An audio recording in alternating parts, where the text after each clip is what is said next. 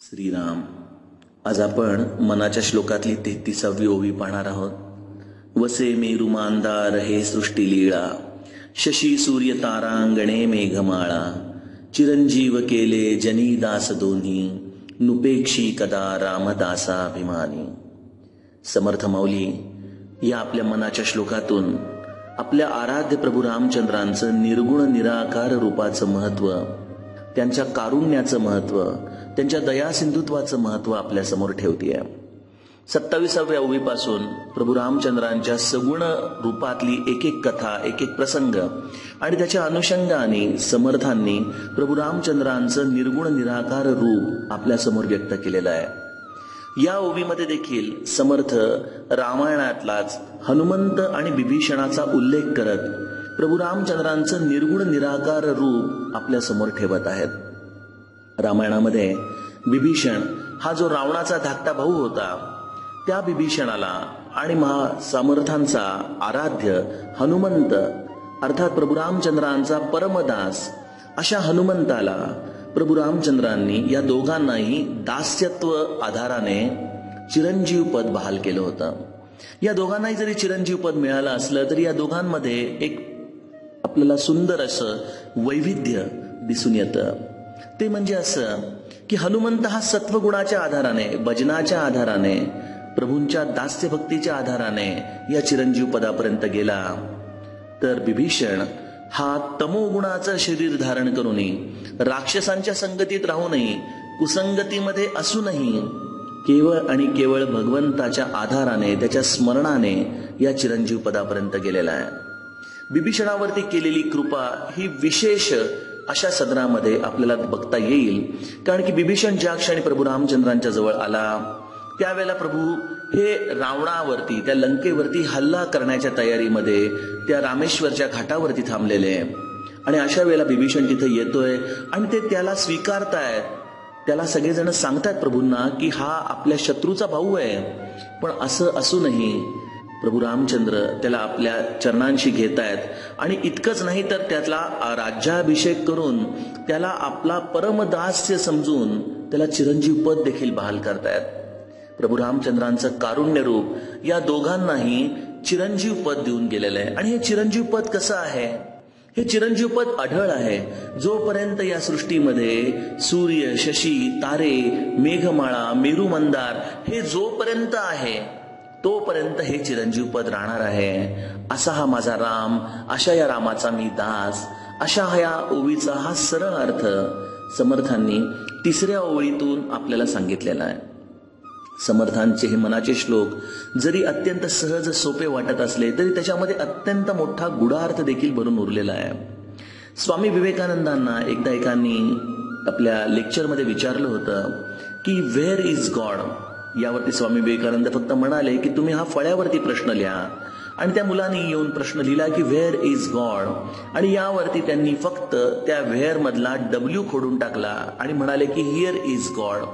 देव कुठं आहे असा प्रश्न विचाराल तर देव सर्वत्र भरलेला आहे. हेच तुलसी रामायणामध्ये महादेवाच्या मुखातून तुलसीदास सांगताना म्हणतात की प्रभू व्यापक सर्वत्र समाना, प्रेम से प्रगट हो मैं जाना. हा प्रभू रामचंद्र ज्याला आपण शोधत आहोत ना, ज्याच्या रूपाचं वर्णन आपण ऐकत आहोत, तो कसा आहे? तो संपूर्ण सृष्टीच्या अणुरेणूमध्ये, कणाकणामध्ये भरलेला आहे. दुर्दैव असं आहे की तो इतक्या जवळ असूनही त्याला बघण्याची दृष्टी ही आमच्याकडे नाही. आणि ही दृष्टी कशी प्राप्त होते?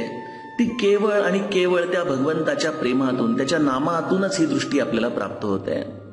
कधी श्रोते आपण असा विचार केलेला आहे का की या सृष्टीमध्ये हा जो सगळा क्रम चालतो, हा सूर्य बरोबर वेळेवर उगवतो, ही सृष्टी बरोबर 24 तासामध्ये एक प्रदक्षिणा पूर्ण करते, हे ढग बरोबर पावसाचे मस्तकी धारण होतात, बरोबर योग्य वेळेला योग्य प्रमाणामध्ये तो पाऊस पडतो, जरी एखाद्या ठिकाणी पूर आला तरी ते पाणी परत समुद्रामध्ये वाहून जाऊन ती पृथ्वी पूर्ववत होते. या सृष्टीचा क्रम एका विशिष्ट मार्गाने सतत चाललेला असतो. फळं पिकतात, जमिनीमधून पिकं येतात, या नद्या वाहतात, हे समुद्र जल या सगळ्या सृष्टीची तहान भागवतं.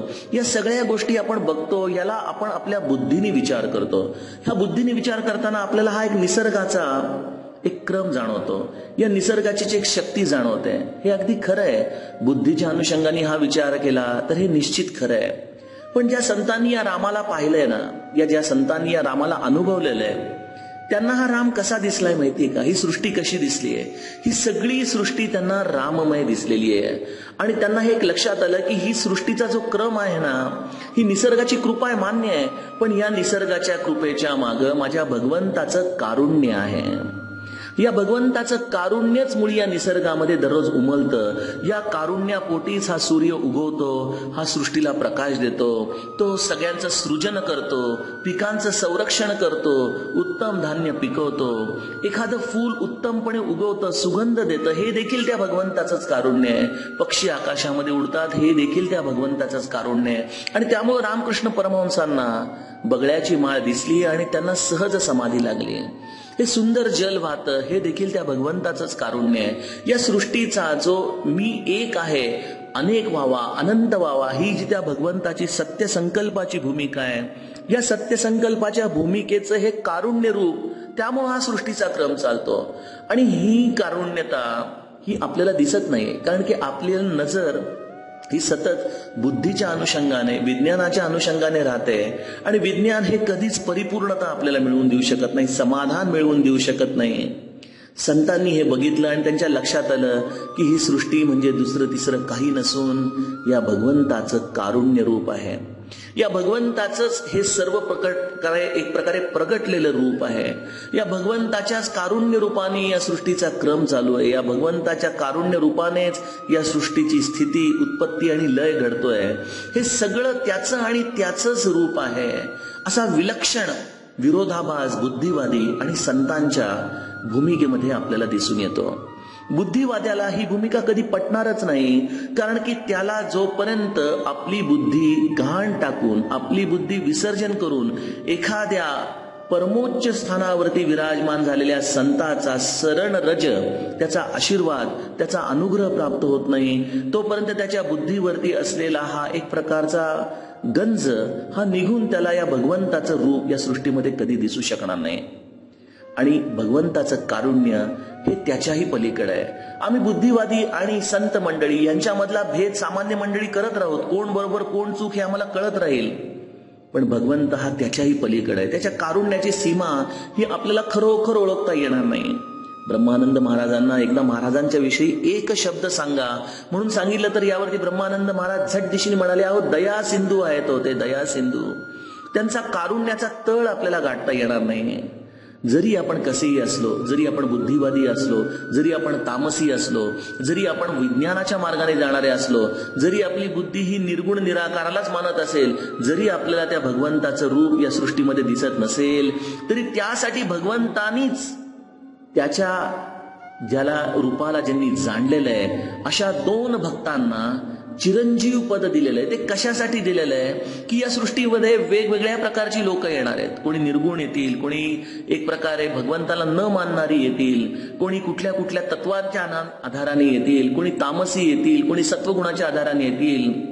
कोणीही जरी आलं तरी माझा विभीषण जो तामसी आहे आणि जो माझा हनुमंत सत्वगुणाच्या आधाराने आहे, ज्याच्यामध्ये ही सगळी सृष्टी सामावलेली आहे, त्यातील प्रत्येक घटकाला माझं रूप कळावं, मी कोण आहे हे कळावं, माझं कारुण्य रूप कळावं, यासाठी या संतांना या प्रभू रामचंद्रांनी चिरंजीव पद दिलं. जोपर्यंत ही सृष्टी चालेल तोपर्यंत हे दोन संत मंडळी राहतील. आणि जो या संत मंडळींच्या मार्गाने जाईल, कुठला मार्ग? तो एकच तो म्हणजे भक्तीचा.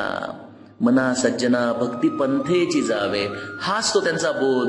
मग तुम्ही कसेही असा, तामसी असा, रजोगुणी असा, सत्वगुणी असा, तुम्ही भगवंताचं भजन करताय ना, म्हणजे हे चिरंजीव तुम्हाला सतत वाट दाखवतील, तुमच्या हाताला धरतील आणि तुमचा हाताला धरून त्या भगवंतापर्यंत ते घेऊन येतील. आणि मग त्याचं कारुण्य रूप तुमच्या दृष्टीला दिसू लागेल. आणि मग तुम्हाला लक्षात येईल की ही सृष्टी निरस नाही, ही सृष्टी खऱ्या अर्थाने रसपूर्ण आहे. ब्रह्मसत्य जगन्मिथ्या असं उपनिषद किती ओरडू देत, पण ज्याला ही सृष्टी प्राप्त झाली त्याला या सृष्टीमध्ये केवळ आणि केवळ रामरूप दिसू लागेल. त्याला हे मेरू मंदार, हे सूर्य, हे शशी, ही तारांगण, हे मेघमाळा, हे सगळं त्या भगवंताचं नृत्य दिसू लागेल. त्याचंच कारुण्य रूप प्रगटेल. असं हे चिरंजीव पदाचं, बिभीषणाचं आणि हनुमंताचं कार्य प्रत्येक जनमानसासाठी म्हणून प्रभूंनी मागं ठेवलंय. हेच त्यांची करुणा. असा माझा राम, अशा रामाचा मी दास, तो त्याच्या अभिमानाला कधीही उपेक्षित नाही. असा समर्थांचा या मनाच्या श्लोकाचा गभितार्थ. जानकी जीवन स्मरण. जय जय.